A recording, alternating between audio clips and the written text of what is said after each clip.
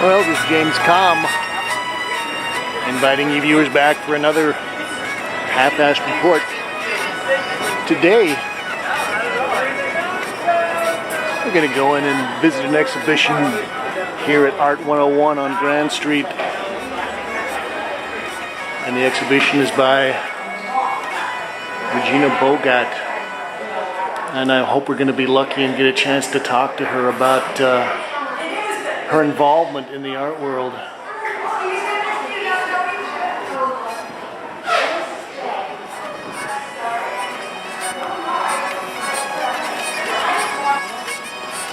Well, this piece is titled Evocative, and this is acrylic, Japanese ink, and pastel on canvas. And this is part of a series that Regina was working on dealing with stars. In this particular group are 8-pointed stars. And well, I've been watching Regina's work probably for about 8 or 10 years now, and I curated her into a show that I did about 6 years ago called Little Women. This is titled Evocative 2. This is also acrylic, Japanese ink on canvas. And I'm not sure, I would say these are probably, I don't have the dimensions, but I would say these are probably about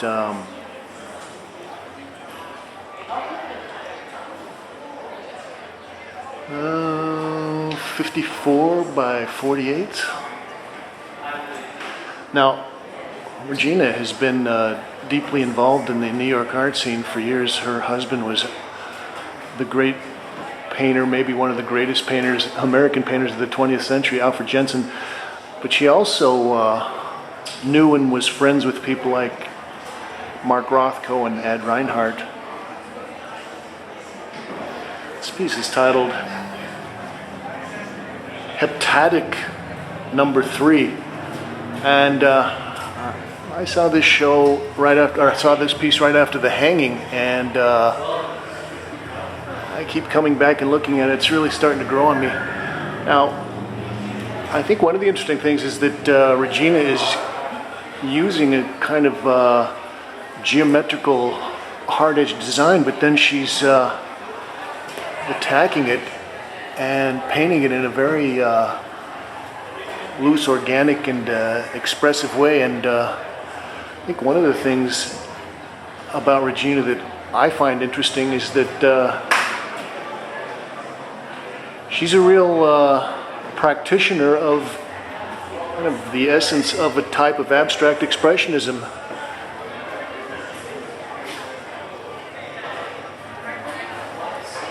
This is called Decagon number 7, and I think the decagon stands for a 10-pointed star. This is one of her juicier color pieces here.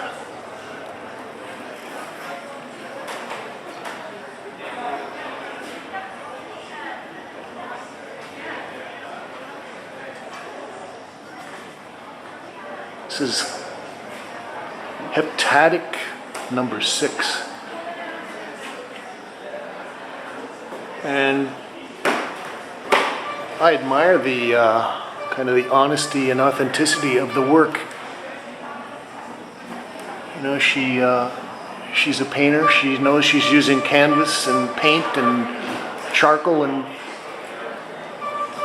so she's very honest with the materials. Well, they've got a street fair going outside. kind of a nice little piece. It's called Happy Seven.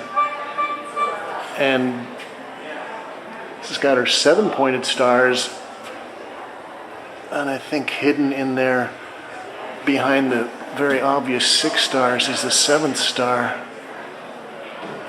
Well, we'll see if we can catch Regina and talk to her a little bit. And now we're lucky we caught up with Regina Bogat. Congratulations on the show. Thank you. One of the things I wanted to talk about, you know, when we were here at the opening, you were mentioning that you're a Brooklyn girl and that you studied at Brooklyn College. Yes. Why don't you tell us a little bit about some of the people who were there and who you studied with? I studied mostly with Burgoyne Diller. It was a Bauhaus-oriented curriculum, and he gave us assignments that were geometric and constructive. So there's a little bit of that that's still coming through the work in a certain way, but kind of your more expressionistic and... Yes, I didn't think the Bauhaus, what would I call it, credo or way of working suited me entirely. I was the only student in the room who used a curve. I did curve lines in my work, and that was, you know, a no-no.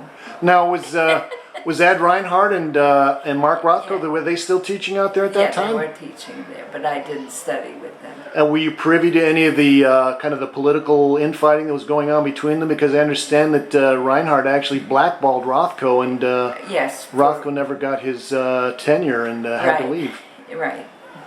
But and you were... He needed it, but he never got it because, well, it wasn't only Ed who was negative about Rothko staying there.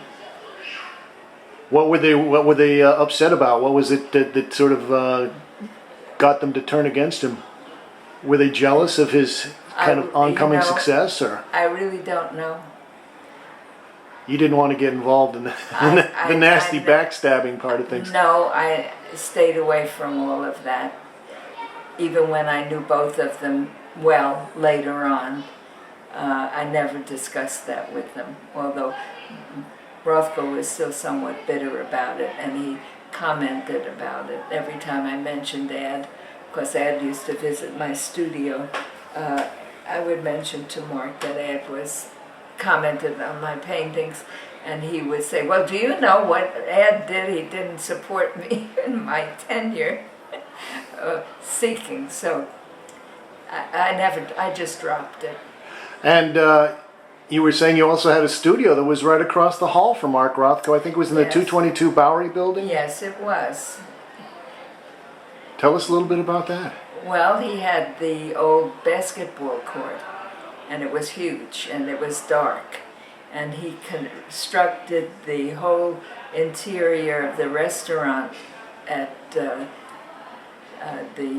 Four Seasons. Four Seasons, right. That he was getting a commission to make the murals the murals for the restaurant, the private restaurant, which of course became a bust, caused a sensation, and a typical Rothko. He backed out at the end, right? Yeah. What kind of a guy was he? He was funny and big and somewhat pompous at times, but thoroughly delightful and brilliant, humorous. What can I tell you?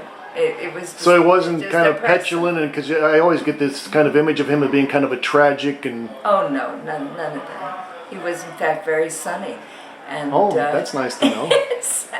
he would come in the morning with a big hero sandwich under one arm and a bottle of cheap rye whiskey under the other arm, and he'd say, you gotta eat.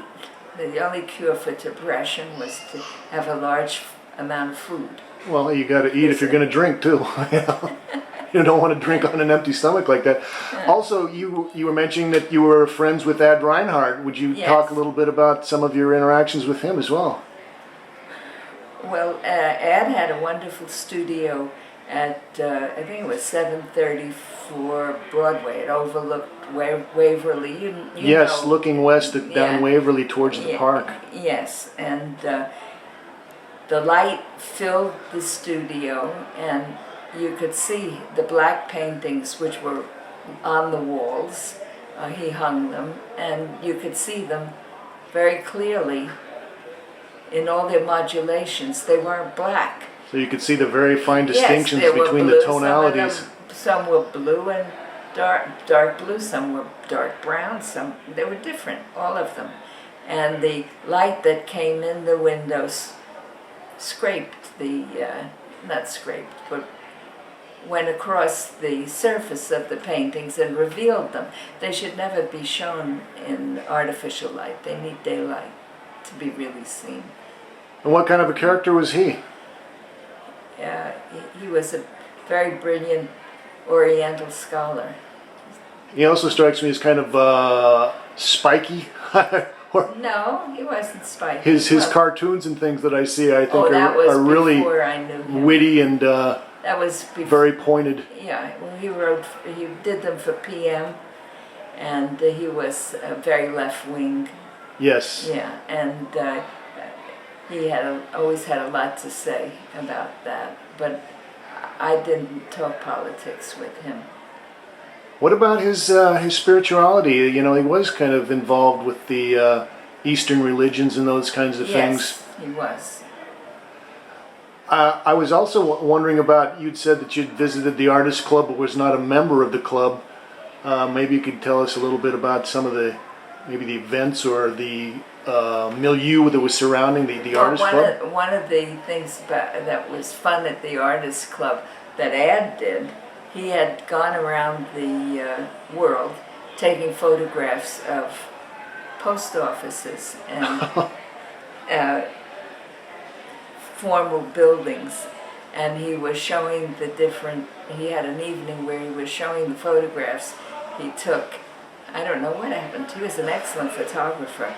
I don't know what happened to his photographs or where they are, but this one evening at the club was hilarious, because from one end of the East and the Near East In to Asia, the other, the buildings all looked alike.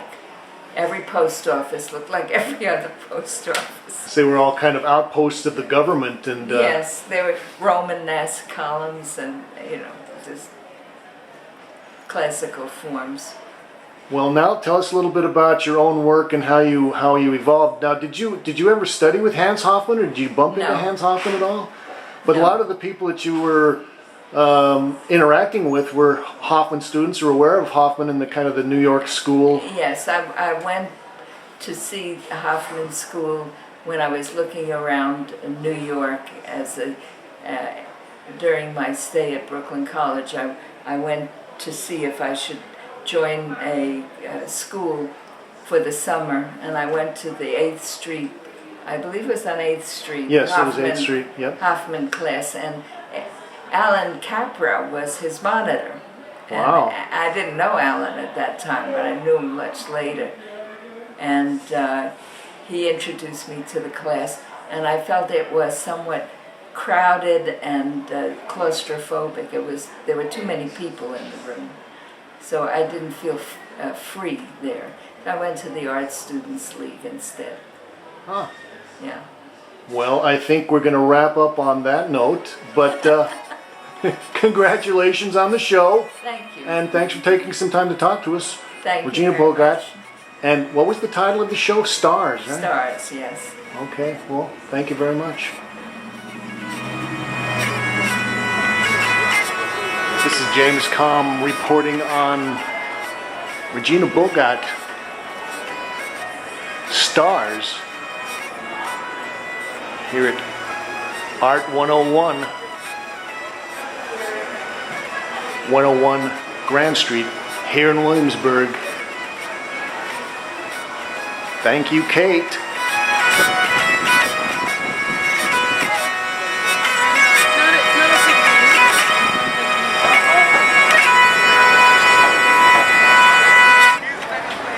Is that a hurdy-gurdy? That is hurdy-gurdy, yeah. Oh, that's beautiful. Thank you. Thank you.